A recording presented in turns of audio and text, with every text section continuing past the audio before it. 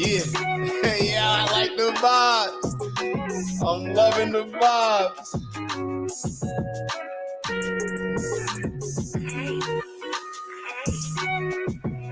All right, we're gonna leave this. I kind of like it low. I'm not tripping what y'all drinking on.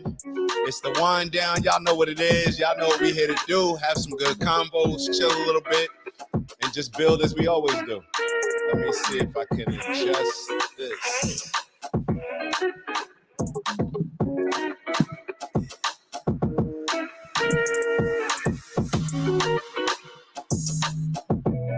Hope everybody's having a great week. It's halftime. Depending on when you start your work week. It's halftime. We're building. Exciting opportunities coming our way. Hold on, let me get to the chat. My bad, I'm not even paying attention to the chat. Let me move this. Hold on. There we go. Let's see who's in the chat. Oh, we deep. Ew. The gang is here. Shout out to Urs. Shout out to Lana. It is official. Ursi and Lana are on their way down starting tomorrow at 5 a.m. My bro shared the location. It's going down. Had an amazing day. We definitely had a win for the team. My bro got to, let me rephrase that. My apologies. Hold on. First off, time out. I was getting ready to say that my bro got to meet Kevin O'Leary, Mr. Wonderful, and I had to catch myself. The nerve of me to speak like that. Kevin O'Leary got the opportunity to work with my bro. You feel me? That's the mindset that we got to have. Let's listen to the music a little more. All right, what wine we got? We got Freak Show. We're doing Freak Show again. I can't get over the fact that it's $16 down here. So when we sip red, we sip Freak Show. All right, let me see what I can do over here. What else is going on in the world? We got a bunch of stuff today. We got a bunch of stuff from Instagram, videos that y'all send me. We're going to review. Going to try not to spend too much time. Did that just happen on real time? Y'all see how they did me? The thing just came up. Let's see how we can improvise here. Hold on. Let's see how we can improvise here. I need my one.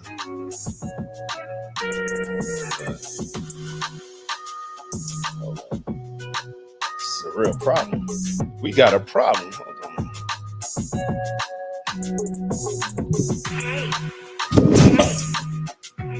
Oh, almost more of a problem. Almost an even bigger problem. All right, let me turn this off. First things first. My dang wine opener broke. All right, hold on. Bear with me. Let me see if I can get this.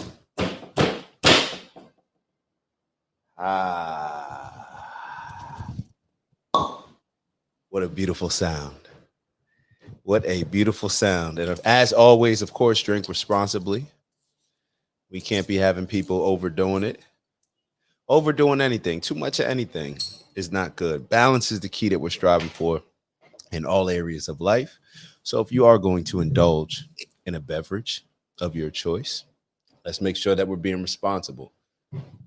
We are being responsible. My bro said humbled. Nah, elevated, empowered. You feel me? I feel you. But yeah, it's just real, bro. It's just real. And this goes, and honestly, that was one of the reasons why, if you look at the bottom of the screen, it says, I am, we are. And I started to make it bend that, bend them. That's something that Bez and I say a lot. What's good, big bro? Doug in the building. But I started to make the title bend that, bend them. That's kind of like what Bez and I say. We always say bend that, bend them.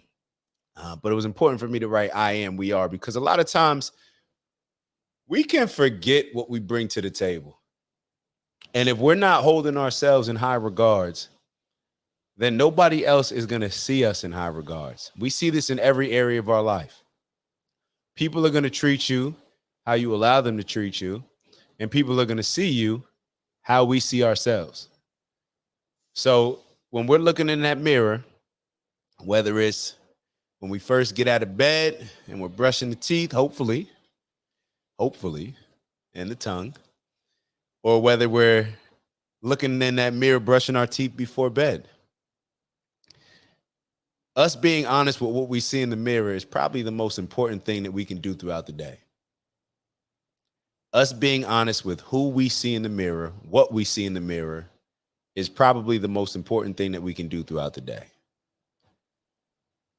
If we see ourselves and hold ourselves in those high regards, it's almost, you ever think about how you like idolize somebody?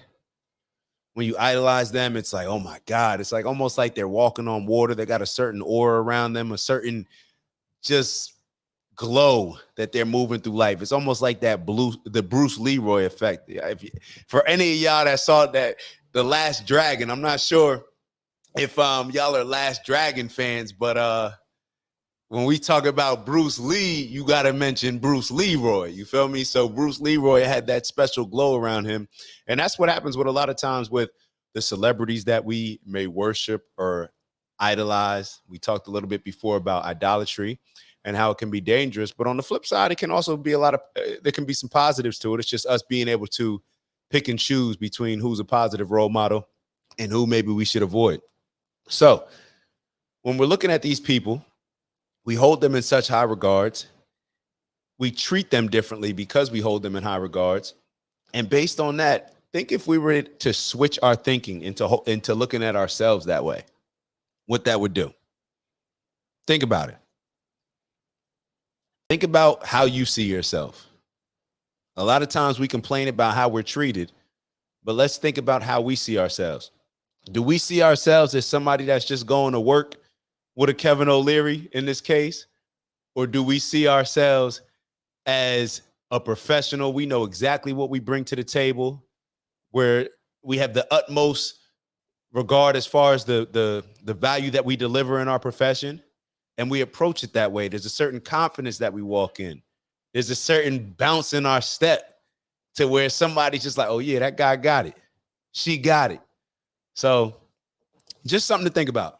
Just something to think about. If we're upset or not feeling the way that other people are holding us in certain regards, maybe that's a personal problem, especially if it's happening with a bunch of us. And that's why I always recommend we should do this exercise. Ask people that are close to you, maybe have different categories. People that are super close to you, maybe like family. People that are super close to you, maybe not family. People that are semi-close to you, and then people that, hey, ask them all what they think about you. Give some words like what are some adjectives that you would use to describe me? What words come to mind when you think about me? Don't be scared to get a certain response. Remember, we accept every bit of, I hate to say it, criticism, but anytime somebody's giving us some information about how they see us, we have to value that. We have to value it. It's like anything else. Sometimes you can receive BS information from people, but just the fact that you have to dive into it and research it, you find out like, nah, that's BS. And now I learn more about how I actually think, or maybe what I already thought, but I'm even more thorough as far as my thoughts on it. So that's the same thing with what we have to do in regards to this. I just realized I left my book. We got a reading from Letting Go. I'm telling y'all, when we talk about everything that we talk about, I am, we are, the subconscious, the mind, all of this stuff is aligned. I put the title I am, we are based on certain things, that I was mentioning earlier, as far as, working with Kevin O'Leary, Ursi, getting the opportunity. And it just kind of reminded me of different conversations of how we need to hold ourselves in high regards in any situation.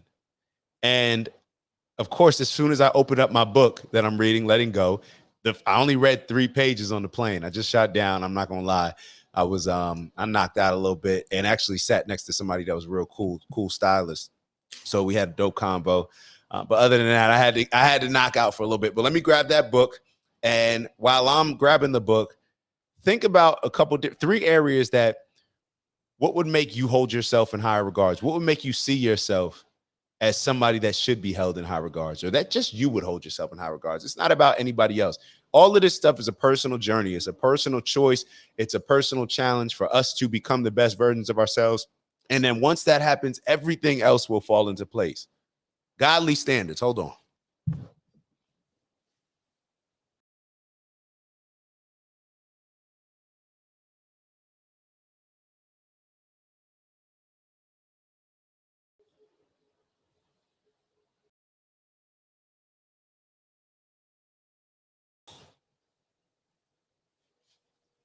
Oh, ugh. Sounded a little crazy when I sit down. All right, so let's get to this reading. All right, so relationship between mind and body. This particular chapter. And the section is titled The Influence of Mind. Hold on, let me turn this off. I don't want people disturbing me while I'm having my convo with y'all in a glass of wine. So I'm going to jump around a little bit, but bear with me. We're going to go through this. It's 2.5 pages, but they're like big words and whatnot. So if we, where are we going to start at? Our proneness to accept negative beliefs depends on how much negativity we are holding in the first place.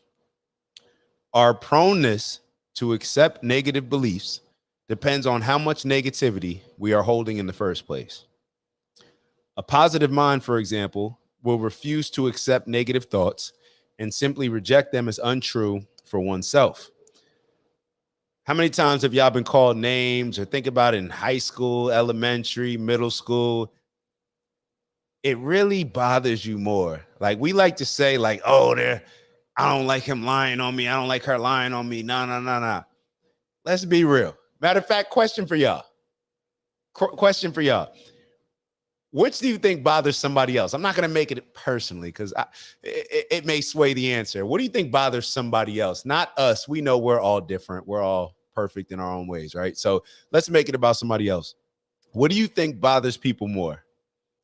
When somebody is talking ish about them and it's a lie, or when somebody's talking ish about you and it's the truth? Which bothers you more? What do you, not which bothers you. What do you think which bothers the average person? And then I'll wait for the answers to come in, and then we'll get to that. All right, so there is a refusal to buy into commonly held negative ideas. We know how easy it is to sell someone condemnation to a guilt-ridden. It is to sell self-condemnation to a guilt. Hold on, let me say the whole sentence over. We know how easy it is to sell self-condemnation to a guilt-ridden person, or fear of some disease to a fearful person. The idea, for instance, that colds are catching is a good example. The thought that everybody's got a cold will be subscribed to by a person who has sufficient guilt, fear, and naivety regarding the laws of consciousness. Because of unconscious guilt, a person unconsciously feels that they deserve a cold. The body obeys the mind's belief that colds are caused by viruses, which are catching and contagious. Thus, the body, which is controlled by the mind's belief, manifests the cold. The person who has let go of the underlying negative energies of guilt and fear does not have a fearful mind that believes a cold is going around. I'll probably get it like everybody else. All right. What does this make you think of? We talked about it before. It's so funny how all these conversations are connected. We talked about this before as far as with what happened in 2020. And it's to the point where, as I'm reading on more and more, I had to look back and see when this book was written. It said 2012, copyright 2012. So this book was already written, obviously, pre-pandemic. I said it so many different times. Fear, in my opinion, just my opinion, killed more people than the actual virus killed people. And when you say that to certain people, actually pay attention to what their response is. When you say that to certain people and they're like, what do you mean the fear? Like no thought could kill, like there was an actual virus. There was an actual virus. Yeah. I recommend that person reads a little more because these are not my words. It's across the board. These thoughts, these concepts, theories, if you want to call them that, they are across the board, whether you're talking about the elementary 101 books on self-help, like The Secret, which I shouldn't categorize it as 101. Well, even if I categorize it as 101, that book, The Secret, actually has a lot of gems in it. But it's usually, or at least it was in my opinion, the first book that's read on understanding the connection between our subconscious, our conscious, and how that plays into reality. So a lot of times we're not prepared to really have a thorough conversation in that area. So we don't appreciate the book as much. But The Secret says the same thing that the Bible says the same thing that the Torah says the same thing that a lot of these books say, The Power of the Subconscious Mind. All of these different books, they're speaking on the same things as far as our minds controlling the reality. Our subconscious controls our conscious, and our conscious controls our reality. It paints the picture for our reality. Let's keep going. These are the dynamics behind disease. And first and foremost, what ends up happening? We have think about it like this. Y'all know I go down these rabbit holes, but sometimes it's just on the surface. Flu season. Who coined flu season? Who coined flu season? Oh, wait, hold on. Y'all didn't even tell me. I got the wrong dang on thing up here. Hold on. Ain't nobody checked the ticker. My bad. See, y'all ain't even peep. I should have just switched it on the low. This is the wind down, not the wake up. All right. Who coined the term the flu season? Marketing geniuses. Marketing geniuses. Oh, flu season's coming up. Better get your flu shot. It's flu season. Imagine if everybody, let's say that 60% of people in America, like it's just a common thing, flu season. Everybody just accepts it as being a real thing. Flu season. Imagine if nobody subscribed to it being flu season. Even if, okay, yeah, it gets a little colder, I guess. Some people get, sick, whatever. But do we realize that I would love to see what the results of the flu would be if they did not advertise something as the flu season? I would love to compare those numbers. It's obviously hard to go back. Maybe we can go back to before or whenever they first started saying flu season and look at whether the numbers went up or if they went down. But let's keep going. These are the dynamics behind disease.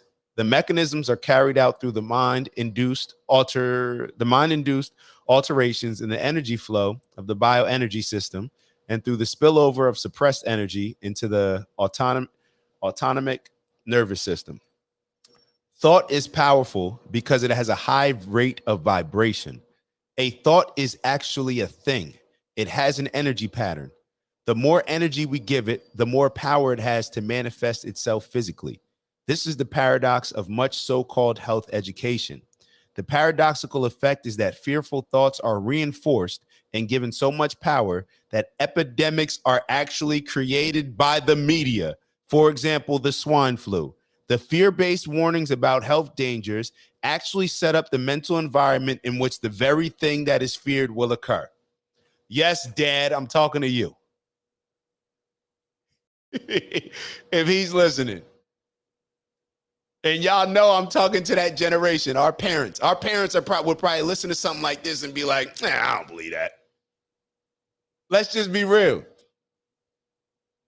They're going to listen to this and be like, it's just because it says it in a book.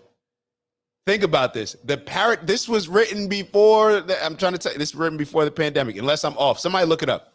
Somebody look up for me when Letting Go, The Path of Surrender by David R. Hawkins was written. I don't know. Maybe they put a new translation in after the pandemic, but this is just speaking directly to 2020. Let me read those last two sentences again. The paradoxical effect is that fearful thoughts are reinforced and given so much power that epidemics are actually created by the media. For example, the swine flu. Do you not think that with society being what it is today, with technology being what it is today, social media, us being able to see everything, the same reason why they're trying to ban TikTok, you know, the reason why they may not ban TikTok is because it's so good for business. It's so good for business. So they'll have all these thoughts and stuff. Oh, yeah, we're going to ban it. We're going to ban it. I doubt they end up banning it. They may want to control it, obviously. And I actually heard a story. Speaking of TikTok, well, yeah, since we're there, we'll talk about it now. So apparently in China, they don't allow a lot of our social media platforms. So it is kind of strange that we allow theirs to take all of our information. Just neither here nor there. But the reason why it's so big and such a threat is also the same reason why it can create such an epidemic, pandemic, whatever you want to call it, because it reaches so many different people and people believe it, especially when you can see something when they say like, hey, there's a pandemic, and then they can just show you bodies getting loaded into a frozen truck. Why would they even put that on the news? Think about that. Why would they put that on the news? Because everything that is given to us is to trigger us in whatever type of way, to market us a particular product, to sell us a particular viewpoint, whatever it is. There is no more non-bias. There's no such thing as non-bias as far as how information is presented to us. So let's keep going. All right. The fear-based warnings about, did I get to that? The paradoxical, I'm gonna read that part again. The paradoxical, if I'm pronouncing that correctly, effect is that fearful thoughts are reinforced and given so much power that epidemics are actually created by the media. For example, the swine flu. The fear-based warnings about health dangers actually set up the mental environment in which the very thing that is feared will occur. Superimposed around the physical body is an energy body whose form is very much like that of the physical body and whose patterns actually control the physical body. This control is at the level of thought or intention. Advanced subatomic quantum physics has shown similarly that observation influences subatomic high energy particles. All right, so we're going to get into one example, then I'm going to skip a couple paragraphs just so we can finish this up. The power of mind over body has been demonstrated by clinical research. For instance, in one study, a group of women were told that they would be given a hormone injection to bring on their menstrual period 2 weeks early. Actually, they were merely given a placebo injection of saline. So one more time. A group of women were told that they would be given a hormone injection to bring on their menstrual periods 2 weeks early. Actually, they were merely given a placebo injection of saline. Nonetheless, over 70% of the women developed early premenstrual tension with all of the physical and psychological symptoms. Cheers. Oh, that went down the wrong. We're good. Another clear demonstration of this law of consciousness is observed in persons with multiple personality disorder. Once thought to be rare, it is now found that multiple personality disorder is relatively common. And so, research into the phenomenon has become increasingly prominent. It has been shown that the different personalities in the one body have different physical accompaniments. Why are they throwing all the difficult words at me today, man? Come on, baby. It's the one. There are, for instance, changes in the electroencephalographic brain waves. Why couldn't they just say electromagnetic brainwave? As well as changes in their handedness and handwriting, pain thresholds, electrical skin response, IQ, menstrual periods, cerebral hemisphere dominance, language ability, accent, and vision. Thus, when the personality that believes in allergies is present, the person is allergic. But when another personality is present in the body, the allergies disappear. So y'all probably wondering what the hell I'm talking about. One personality may require glasses and another may not. These different personalities actually have notable differences in intraocular pressure and other physiological measurements. So they did a study real quick. I don't want to read into it too much, but matter of fact, we'll just go. These physical phenomena also shift under the influence of hypnosis in normal people. Allergies can be made to appear or disappear by simple suggestion. Who gets allergies? Who gets allergies? All right. Persons who receive the suggestion of being allergic to roses while under hypnosis will start sneezing when they come out of the hypnotic state and spot a vase of roses on the doctor's desk, even if the roses are artificial. Think about that. Even if they're artificial, it sparks a reaction for them to be allergic. Think about all those funny. Yeah, what I'm starting to realize is that the truth is told to us in cartoons, in movies, in really everything that we tap into or everything that we're listening to or watching as far as entertainment.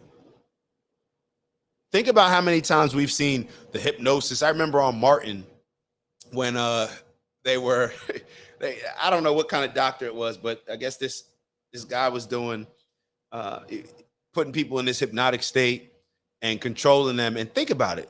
Is this not similar to where some of our medicine is going with like the psychedelic medicine, with people, going for ketamine, to go into a transient state? But across the board, our thoughts, the same thing. When I listen to Wayne Dyer, I listened to a 3-hour Wayne Dyer meditation or something that as soon as I'm getting ready to go to sleep. So it's just playing in my mind for 3 hours. I would assume that's a certain type of hypnosis. So I don't know, neither here nor there. I just want to read these last two paragraphs.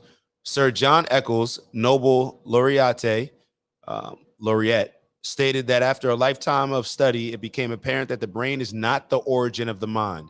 The brain is not the origin of the mind, as science and medicine had believed, but the other way around. The mind controls the brain, which acts as a receiving station like a radio, with thoughts being similar to radio waves and the brain being similar to the receiver. The mind controls the brain, which acts as a receiving station like a radio, with thoughts being similar to radio waves and the brain being similar to the receiver. The brain is like a receiving set, a switchboard that receives thought forms and then translates them into neuronal functioning and memory storage. For instance, until recently, it was believed that voluntary movements of the muscles originated in the brain's motor cortex, but now, as Eccles has reported, the intention to move is recorded by the supplemental motor area of the brain next to the motor cortex. The brain is therefore activated by the mind's intention and not vice versa. Yeah. Everything's in our mind. How we see things, how we believe things, how we know things. And another point, sometimes maybe we should be reading and pronouncing words out loud as we're reading, because I swear I wasn't stumbling on those words when I was just reading it to myself, but neither here nor there. So going back and relating that to the I am, we are. Whatever we think of ourselves, that's how the world's going to see us. Why? Because that's what we're going to become. Our minds are going to determine, our minds control our brains. Our brains are the receiving stations. So think about that. Our mind controls what our brain receives. So if you're not happy about your life, if you're not in a good place, if you're not accomplishing your goals, whatever it may be, or even if you just want to improve and step up and have more challenges and so you can create different opportunities for yourself, it starts with the mind, how we see ourselves. This is why appearance is so important. Appearance is so important. And it's funny, I was looking at this Kevin O'Leary video yesterday. We were on Kevin O'Leary, and he was having a conversation with or reviewing a video where a guy was giving tips. And one of the tips that the guy was giving was saving money, not buying expensive clothes, just wearing regular stuff. And Kevin O'Leary's response was, I understand him on everything, but as far as the clothing, I think it is important to, every once in a while, buy a very nice piece that'll last a lifetime, a very nice piece, which is going to be expensive. Our clothes tell a huge story. How I'm dressed right now, relaxed, chill, you're going to see me differently than if I had on a tie, a jacket, or if I was dressed up, whatever that may be. There is no difference between this and anything else as far as how it makes us see ourselves. The energy that we put out, just like we get on a lot of the ladies walking around South Beach with the thongs or whatnot, the energy we put out, it's going to determine the energy that we receive. All right, so let's keep going. Let's keep going. My fault. And I know I missed a couple. Hold on, let me. High regards, Lucille. And Lucille, I'm amped to see Lucille. So Lucille, you know what's so funny? I don't know if y'all realize, and hopefully Lucille's still on here. We are chosen ones. Let's fulfill our purpose. So Lucille, I noticed in the chat, and I wondered if anybody else noticed it, that when Lucille was writing, she didn't write the I. When she would write, like, say if somebody writes, I am hungry, she would write, I'm hungry. And I was reading something that made me think about you, and I forget exactly the explanation that they gave, but I think it was in the Ethiopic Bible. So I went back and I was reading, I bought the Ethiopic Bible and I was reading the book of Enoch, and they were talking about there not being an I, or there was something, I forget exactly what it was referring to. But it was just very unique. And maybe I'll find it somewhere where I was reading it. Maybe it was in this book. I don't know. But it just reminded me, because I was looking at it, I was like, okay, I see what Lucille's doing. But maybe I'm off a little bit. Maybe you can explain it. But either way, maybe we'll save it for the interview. You know, we still got the one-on-one with Lucille. All right, so let's get into some of the videos, man. What we got today, what we're reviewing today. Hold on one second. I love downtown. There's something about those sirens.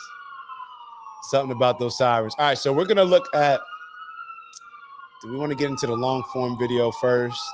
Or let's get into it. Let's switch it up a little bit. I just bored y'all with that. So let me actually switch it up and bring more, get some short clips for you.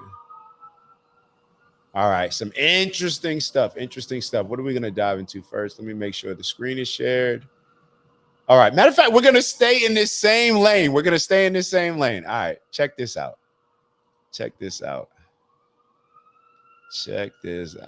So 2 people sent this to me. My buddy Pericles sent this to me, and then my bro Matt sent it to me. So are we shared? Are we live? I'm too small. You know that's nah, we're not doing all that. Yeah, come on now. You're making me.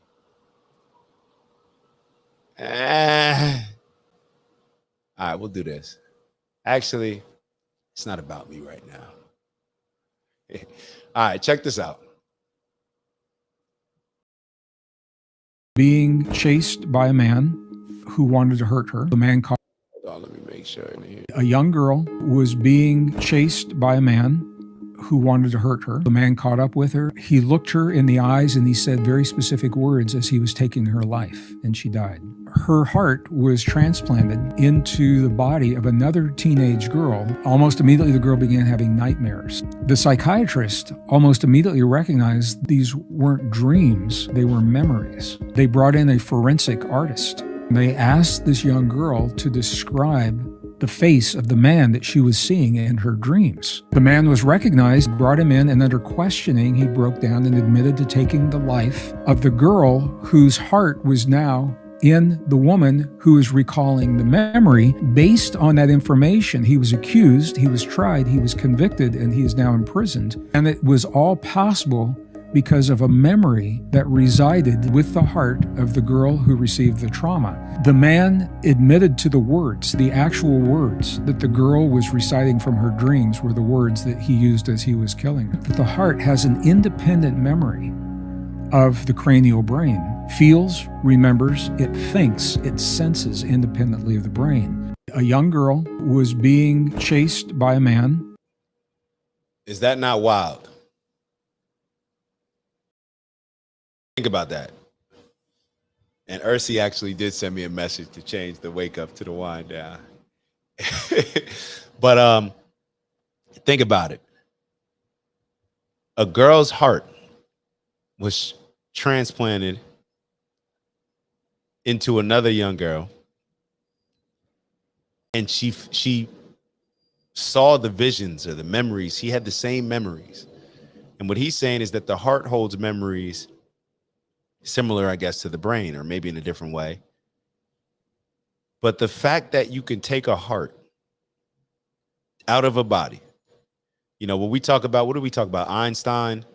And what was it, Ursi? It's that energy is not, it cannot be lost. It can only be transferred from one to another. Is that not the exact definition of what we're seeing? A heart being transplanted to another body and still holding on to those memories to the point where a young woman, and we got to confirm this story, actually. We got to confirm this story because it's almost one of those things that I'm even looking at it like, yeah, we got to confirm it. I don't know. This may be a little bit of a reach. So I know a lot of y'all thinking the same thing. And hold on, and when we have these type of stories that align, it's almost as if, like I said, like sometimes our parents' generation doesn't believe certain stuff. It's the same thing. You can watch this, and probably most people will be like, you know, but not really understanding what it actually tells us, how connected we are, that nothing ever dies. Nothing ever dies. We just go from one form to another. The memories are still there. Everything is still there. And that just goes to show us how, you know, sometimes you got to sit back and realize how perfect we were created in so many different ways. You know, it's hard to use the word perfect, but we are ideal. We are ideal creatures. I think I said it on the last show. Out of all the things that we could have been born as, we were born as human beings in a world where human beings are the dominant, most intelligent species. Now, I'm sure there's some other, you know, the Anunnakis and alien, and well, we're aliens, whatever that may be. I'm sure that there's other things out here that perhaps are more powerful than us. And if you listen to a lot of the whistleblowers, whether it's on them talking about the aliens and the UFOs, there's clearly more advanced civilizations in this world or in this galaxy, in this universe, whatever you want to call it, than us. It just is what it is. So, but we are still here, and they are allowing us in this simulation that we live in to be the most dominant creature. Think about that. Now think about everything. When I hear stories like this, it reminds me of some of the stories in the Bible that may be seen as miracles or may speak on certain things as far as like us being connected to nature. I know we shared some of those scriptures last show, but us being one with nature, and we say all this stuff, but do we actually believe it? Do we actually understand that the connection that we have between us and other human beings, the connection between us and nature, us and other animals? So videos like that, I don't know about y'all, but I'm impressed by it. I'm impressed by it. So let's keep moving on. We got a few other videos for y'all to just jump into, get y'all insight. We're gonna try to go through these quickly. And we got we'll save that positive one for the end. All right, so my boy Pericles sent me this one, and this is, I didn't even watch the video. I try, sometimes I try not to watch these and just react to them in real time. But this one was, I believe, focused on how we can get closer to God. And let me be very clear. You don't have to be religious. You don't have to be anything. You don't even have to see God the way that other people see it. I see God as the universe. For us to receive information, I know sometimes, like I used to be the type of person where as soon as that would have came on, I would have been turned off and just kind of tuned it out. So just wanted to say that.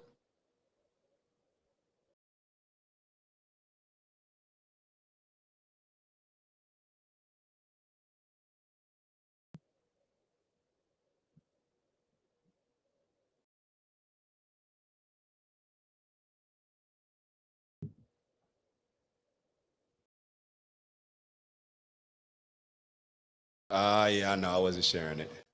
I'm looking at the screen.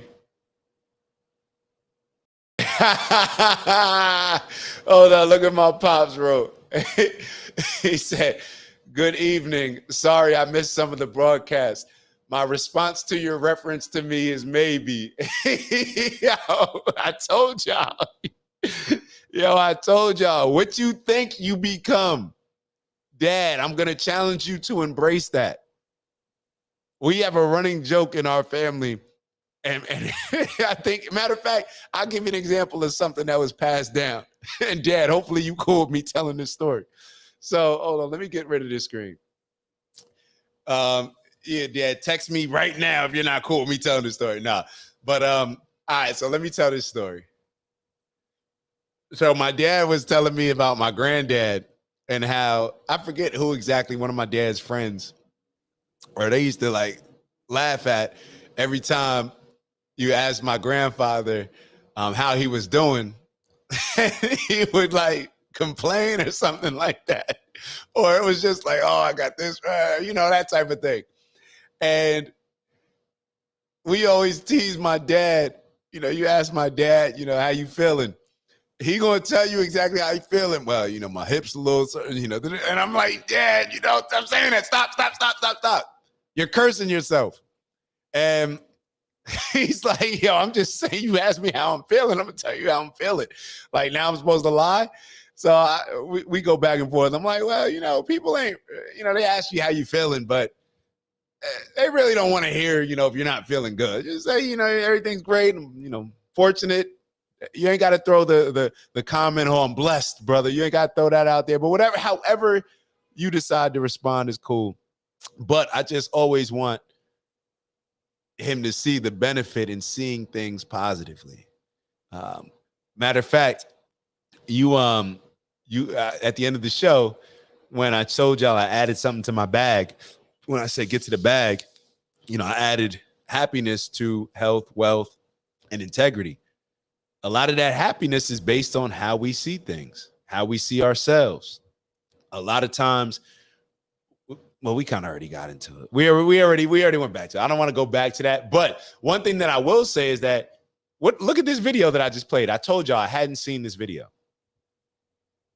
And the first two things were focused on exactly what's on the bottom of the screen. And I just added this video maybe an hour ago. So I'd already picked I am, we are. All this stuff, I'm telling you, it's just alignment. Everything, pay attention. Think about it now. I'm going to play the video over again, the quick little clip. Think about it, what they're saying, and how much of it is a mental, subconscious, and conscious thing. All right, let's play it again. Hold on, guys. Let me share the screen first. I know.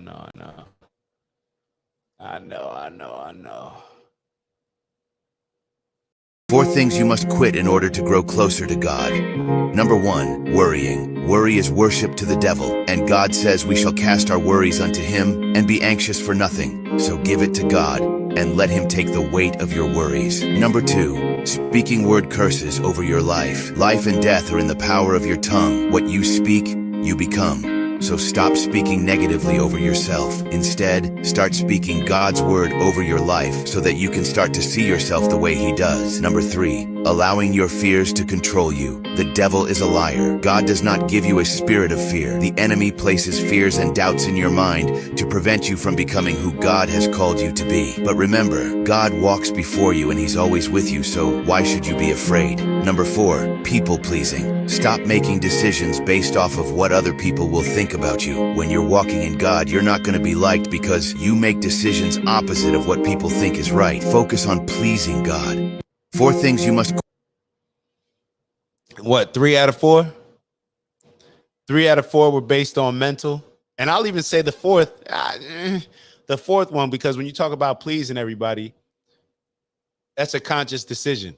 And a lot of time that's built on us saying like, oh, I don't want to, but I just feel like nah. 4 reasons, four ways to get closer to God, at least 3, and a possum with 4.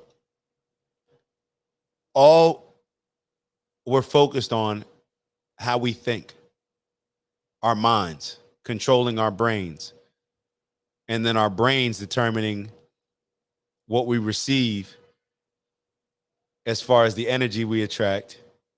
And that's going to determine how we move forward with the opportunities that are presented to us. All of this stuff is mental. You realize it more and more. It's all a mind game. The physical is the physical. We're going to get to the physical. The next video is focused on the physical. We need to improve our physical as well. But there will never be a bigger benefit or a bigger determining factor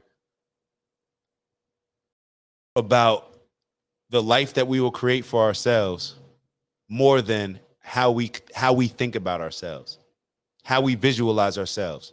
What do you feel when you look in the mirror? Are you miserable? Are you happy? Are you sad? Does it make you depressed? Are you disappointed? Are you angry? Are you seeing inner demons? Whatever it is, we need to take care of that. That's the most important relationship we will ever have in our lives. That's the most important relationship we'll ever have in our lives. The relationship with ourselves. It's the one thing that will play a role in every single interaction that we have, every single opportunity that's presented to us, every single challenge that we have, every single obstacle that we have to face. It's the relationship with ourselves. It's hard to boost somebody else's confidence. You can, but ultimately, in order to change how somebody sees about themselves, it's inner work that we all have to do. And a lot of that inner work just comes with us holding ourselves to a higher standard and being accountable to become and improve. I was going to say to become what we want to become, but to improve in the areas that when we look in the mirror, we're uncomfortable with. We know what we're uncomfortable with. We know what we're uncomfortable. No different than we can, when I was going back to my dad, somebody asked you what's feeling. We know exactly if my arms hurt, my hamstring sore, like my legs are killing me. We just did leg day. Why is it so easy for us to pinpoint those pain areas, but when it comes to the internal mental areas that we're struggling in, or emotional areas, we avoid those? That's what we need to dive into. Matter of fact, got a quote from Just today. Big Bro sent me a quote. Hold on. Let me see if I can find it. Big Bro sent me a quote. He said, "The magic you're looking for is in the work you're avoiding." The magic you're looking for is in the work that you're avoiding. All of these things are saying the same things in different ways. All of them. Oh, we got 12,000 in the building. Ew. And my bro Ant in the building. OG after Target full of fat. Yeah. Let's go. Good evening, everyone. What's good? Cuzzo in the building. Yo. So, and I'm ashamed that I didn't get bro, I feel like I gotta go on y'all show first, cuz. I gotta go on y'all show. So Cuzzo and Granver, if you don't know Keith, and Cuzzo and Granver, they had their own show, and I was supposed to go on, but they was late night. Now here I am late night. I feel like they were starting theirs like at 11. I'm like, yo, I gotta get up early tomorrow. I can't do that. So, but either way, we're gonna make sure that we're building on here. We're gonna make sure that we're building on here. All right, let's get to it. All right, hold on.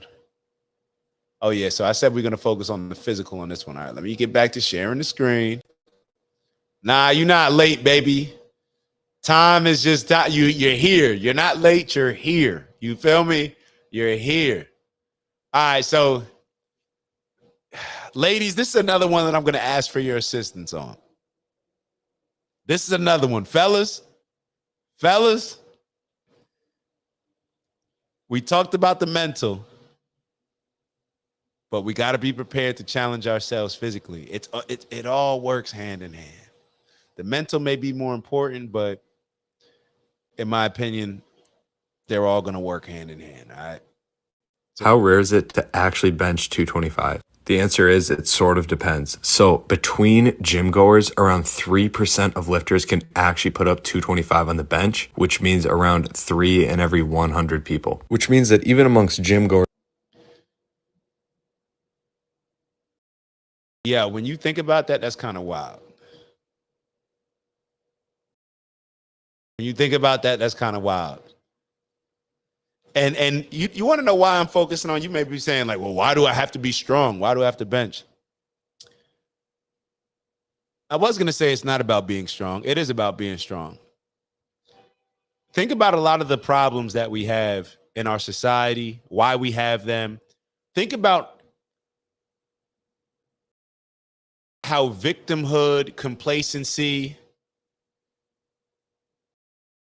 how insecurities play into a lot of the issues that we see throughout our society. Insecurities cause more problems than when people are secure in how they feel about themselves. So this is, you can talk about, this just being a bench press, but it's just everything. How do we, and we're going to go back to standing in the mirror. How do we become more secure when we look at the mirror? Because that's what we're really chasing. We act like we're chasing this happiness here and there. We're chasing us feeling better about ourselves. Let's be real. Let's be real. That's what we're all chasing. We want to feel better about ourselves. We want to feel better about life.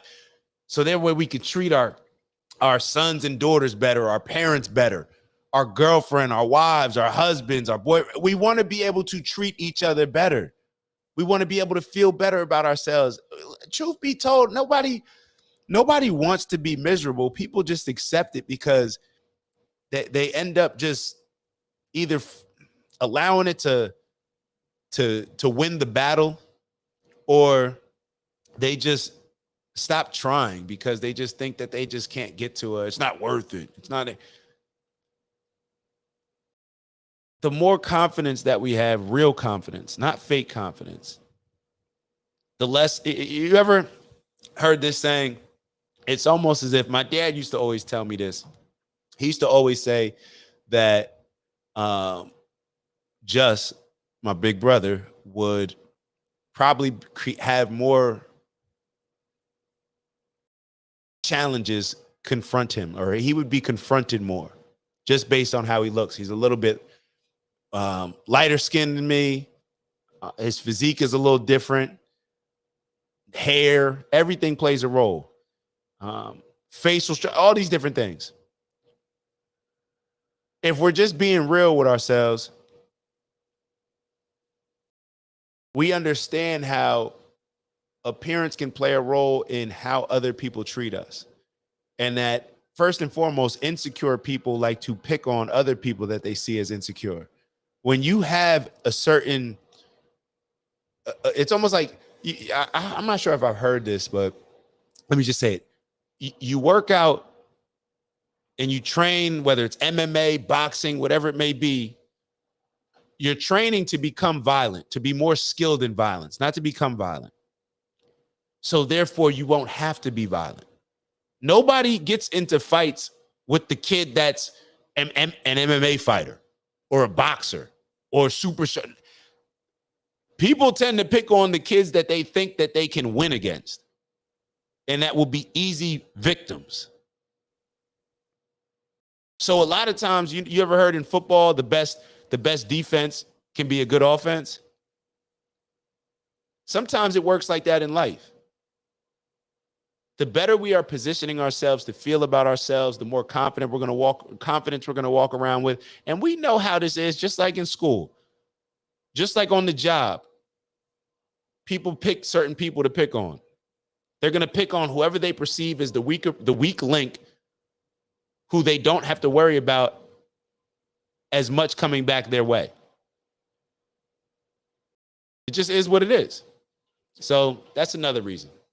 But let's keep going with this post, because that's kind of wild though. 3% of people that actually go to the gym. So I wonder what it is for just like people. Whereas a 225 bench is still pretty rare. But the real surprise comes when you take the entire world's population into account. Then only about 0.075% of people can actually bench 225, which means less than 1 in every 1,000 people. All this to say, if you're putting on less than one in every 1,000 people. Wouldn't that give you some confidence?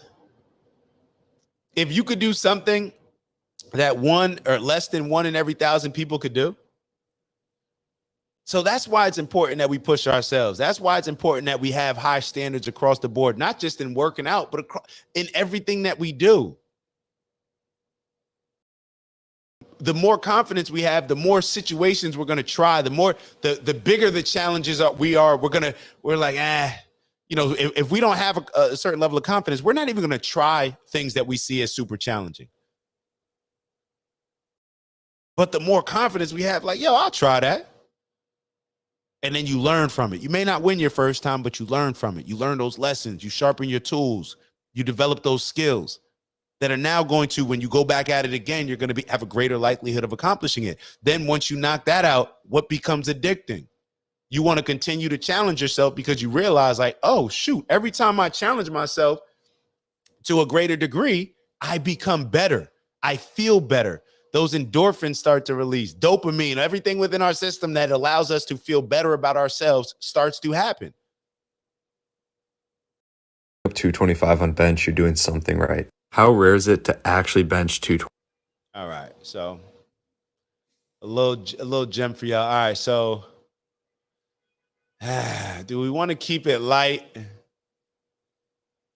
Do we want to keep it light? All right, so I'm feeling a little positive vibes. Hold on, let me, before we get into this, because I'm not going to keep y'all, I promise y'all I will not keep y'all longer than 10, 15. Yeah, that's the combine weight. That's the combine. So for all y'all NFL fans, or even if you're not an NFL fan, that's the weight that NFL players are tested at. Or college players, when you're looking to go to the NFL, are tested at.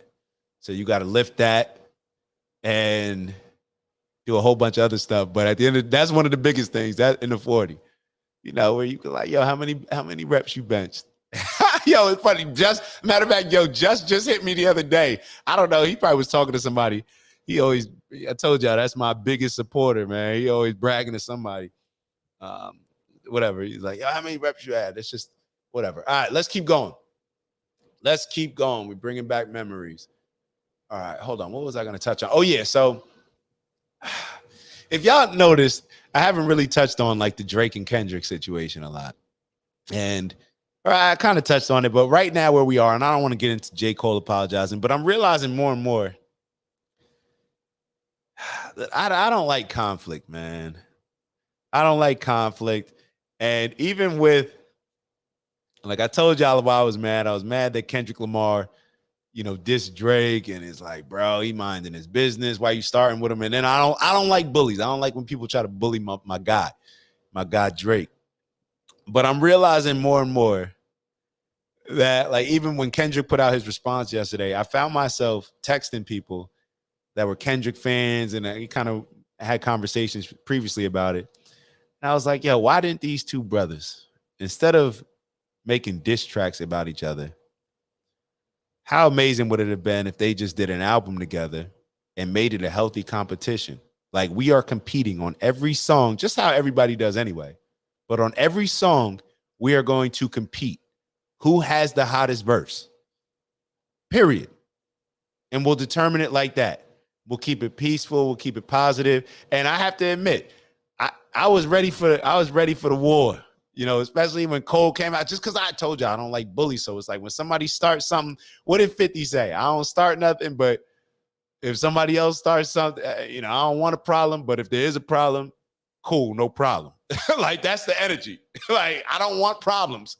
But if there is a problem, cool, no problem. Like, and I just would have seen that as more positive. You go do the biggest album, do the biggest tour.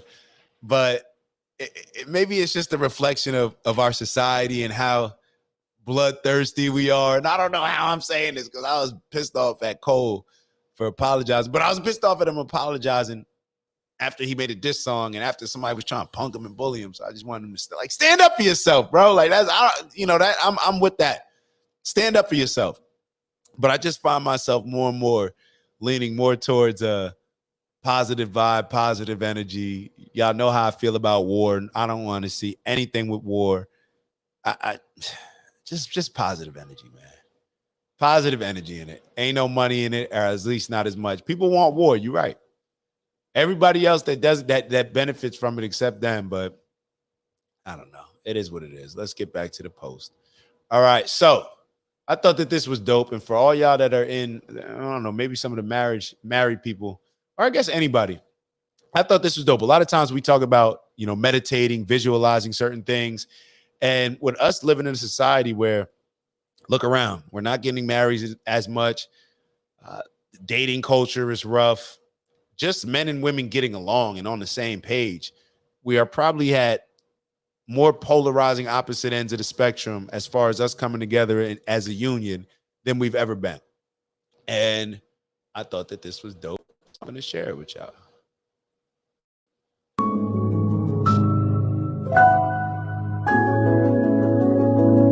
If you can't look at the screen, I'll read it for you. So 5 reasons to meditate with your partner. It's a shared experience, better communication, creates empathy, reduces stress, builds trust and support.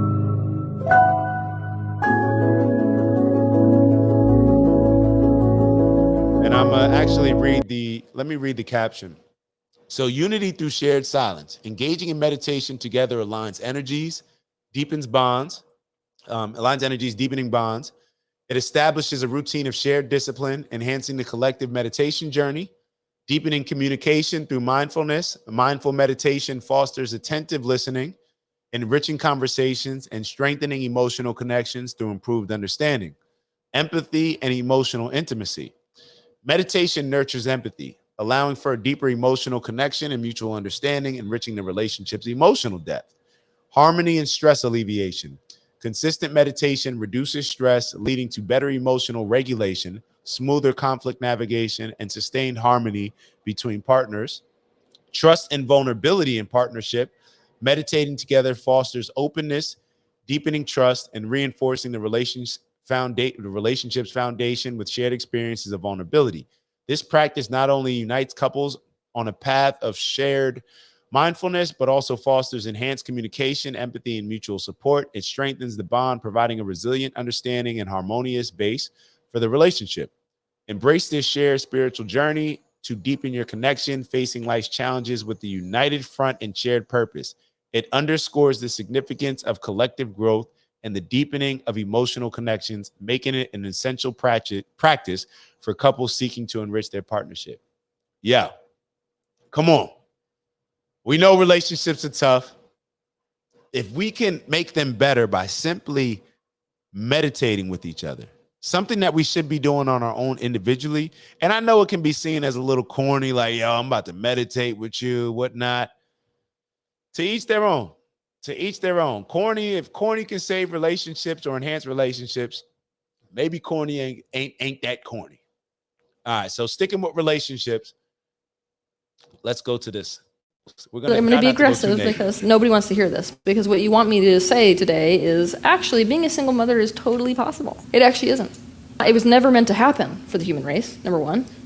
Number two, single biggest determiner of whether a mother is a good mother, what do you think it is? This is going to blow your mind when I tell you the answer. What do you think it is? No, don't look at it. Whether they have a supportive partner. The major argument for good dads is actually, can the dad be there for the mom? Because it's like a direct chain is what we see. What you see is that if you've got a father figure, basically, who's supportive to the mother's energy goes towards the children.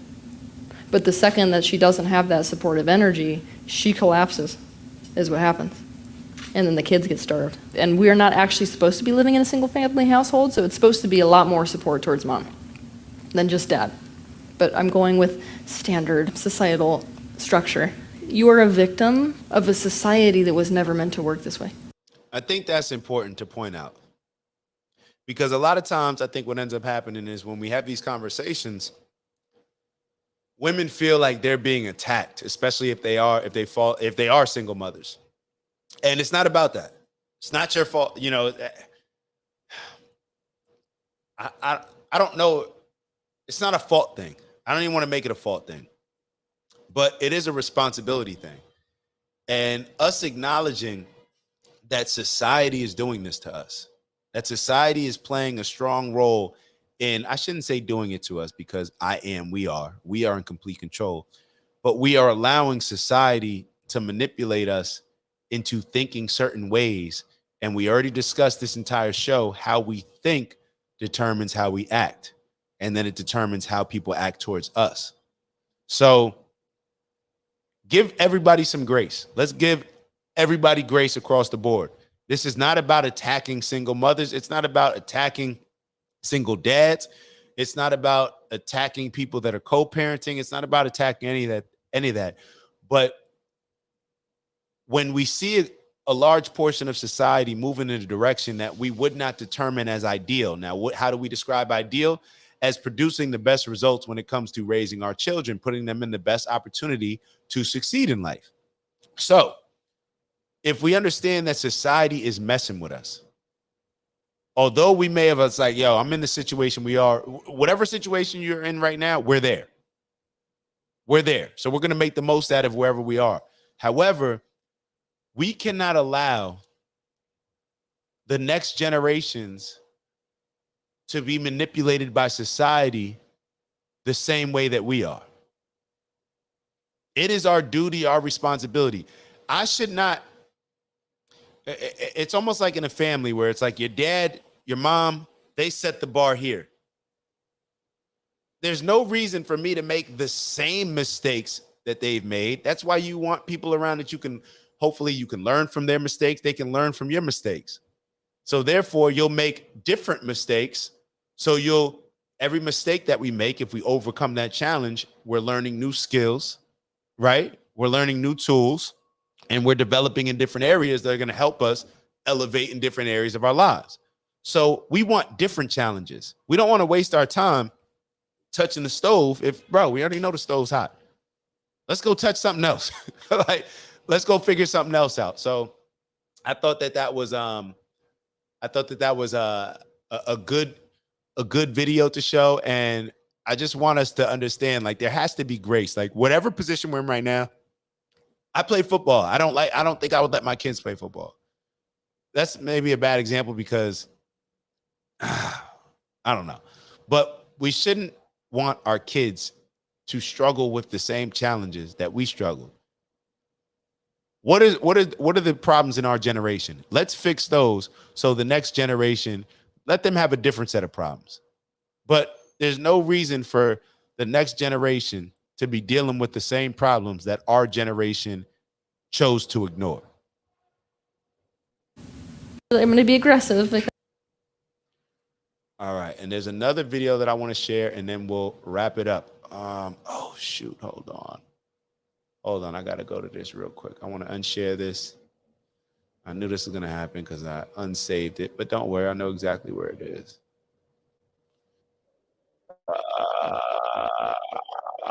More. Where are my messages? Oh, here you go. Hold on. Messages. Where my bro mad at? Here we go. Definitely want to show this video, y'all. Okay. Let me share this with y'all. I think this is a very good video to finish out. Cuzzo wrote, hold on. That's one goal. Make the next generation better by moving their starting line 10 steps ahead. That's it.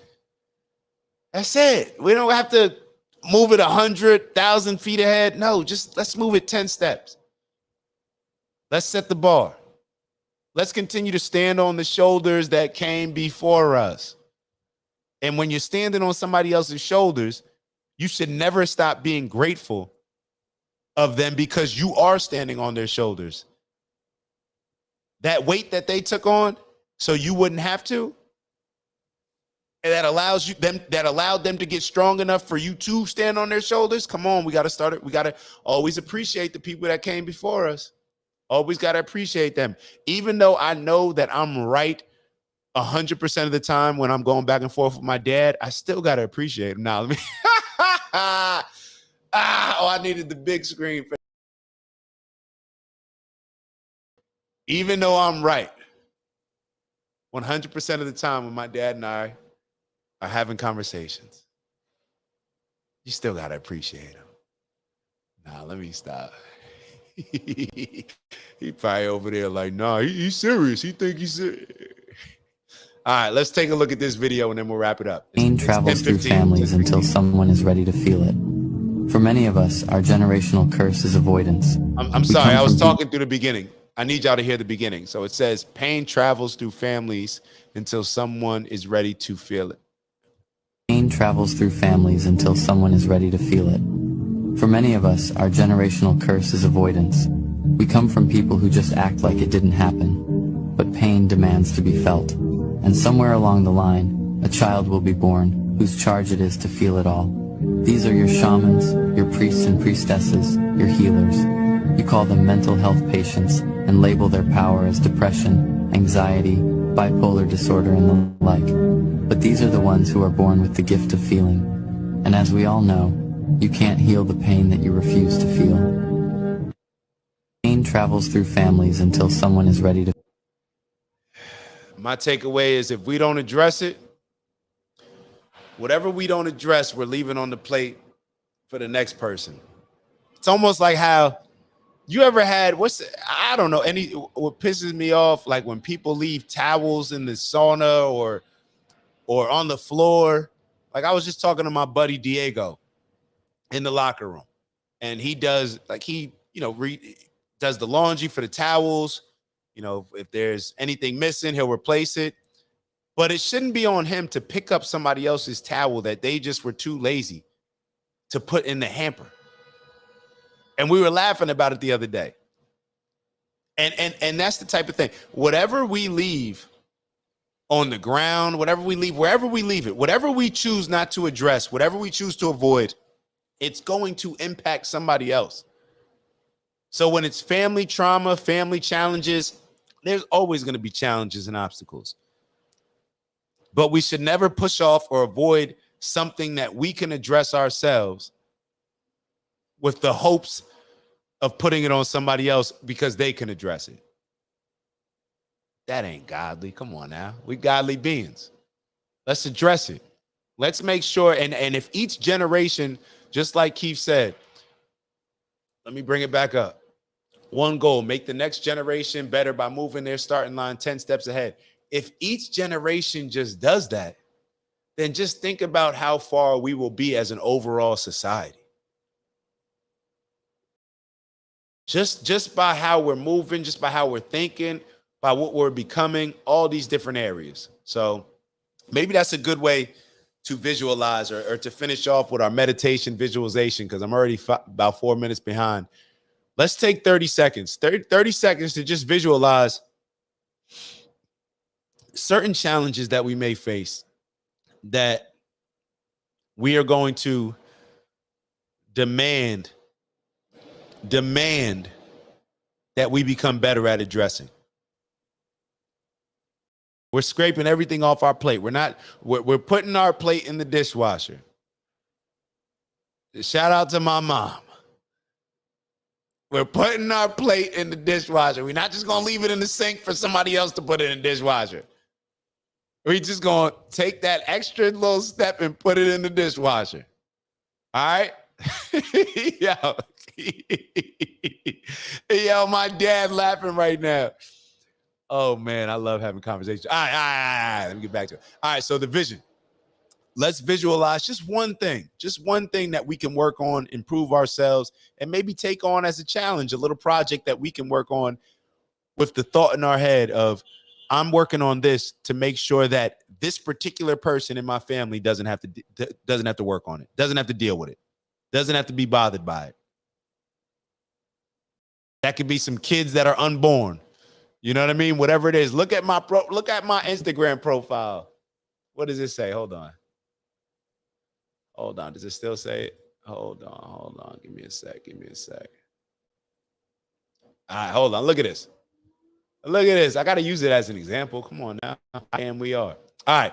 So look at my Instagram profile. What does it say? Leaving the blueprint for my future son to follow and my future daughter to appreciate. That's it. That's it. That's the energy we on. All right, 30 seconds. Think of one thing and make it personal. Say, I am going to address this. I am going to accept this challenge at overcoming this. So this person, name, whatever, my future son, my granddaughter, whatever it may be, does not have to address. All right, 30 seconds. Let's go.